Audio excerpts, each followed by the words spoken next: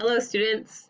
We hold these truths to be self-evident, that all men are created equal, that they are endowed by their Creator with certain inherent, unalienable rights, that among these are life, liberty, and the pursuit of happiness.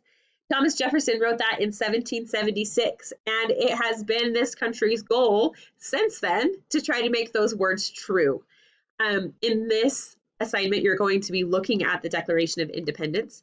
You're going to be looking into a little bit of why it happened, how it happened, and the results of it happening.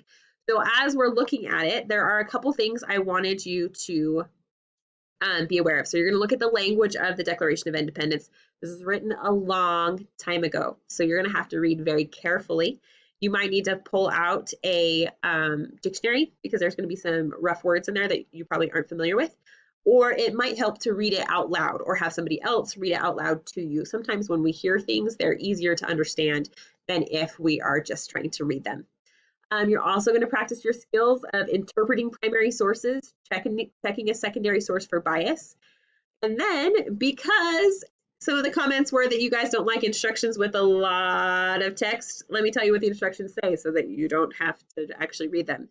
You should move through the questions below. Read the material for each question carefully before answering the question. Multiple choice questions will be scored automatically by the computer. Short answer and essay questions, if any, will be scored by me, your teacher. So that's what it says underneath task every single time. You should shoot to get probably 8 out of 12 on this. If you are above 8, then you can be confident that you're getting a 3 on this assignment. If you are below that, I would definitely take it again until you can get up to that point. And the computer will automatically take your high score. So take it till you're there. And good luck.